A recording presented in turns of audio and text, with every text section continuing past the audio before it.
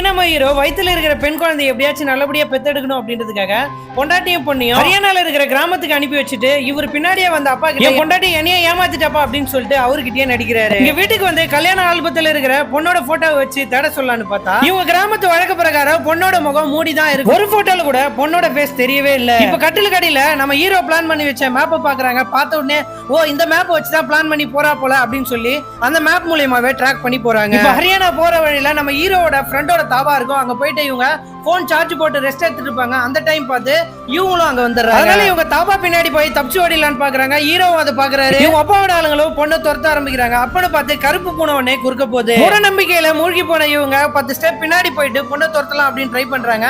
அந்த 10 ஸ்டெப் போறதுக்குள்ளேயே அந்த பொண்ணு அங்க இருந்து தப்பிச்சு ஓடிடுறா. இவங்க துரத்தத்தை பார்த்து பயந்து போன இவங்க வழியில லிஃப்ட் கேட்டு ஹரியானாக்கு போகாம அம்மா வீட்டுக்கு போயிடுறாங்க. நம்ம ஹீரோயின் போறதுக்கு முன்னாடியே பார்த்தா அந்த ஊர் ஆளுங்க எல்லாரும் வந்து அம்மா வீட்டுல உட்காந்துட்டு இருக்காங்க. நம்ம ஹீரோயின் மாசமா இருக்கிறான்னு கூட பார்க்காம ஹீரோட அப்பா ஹீரோயினை போட்டி அட்ரான்னு சொல்றாரு. திடீர்னு பார்த்தா ஒவ்வொருத்தங்களா மயக்கம் போட்டு வராங்க. என்னடான்னு பார்த்தா ஹீரோட தங்கச்சி தான் இவங்க ஒய்ஃப் வீட்ல கட்டி கொடுத்துருப்பாங்க. அவங்க காஃபில மயக்க மருந்து கலந்து வச்சிருப்பாங்க. நம்ம ஹீரோயினை கூப்பிட்டு தப்பிச்சு போக பாக்குறாரு. அன்னைக்குன்னு பார்த்து நம்ம ஹீரோயினுக்கு ப்ளீடிங் ஆக ஆரம்பிச்சது. உடனே நம்ம ஹீரோ என்ன பண்றாரு, ஹாஸ்பிட்டலுக்கு கூட்டு போயிட்டு அட்மிட் பண்ணிடுறாரு.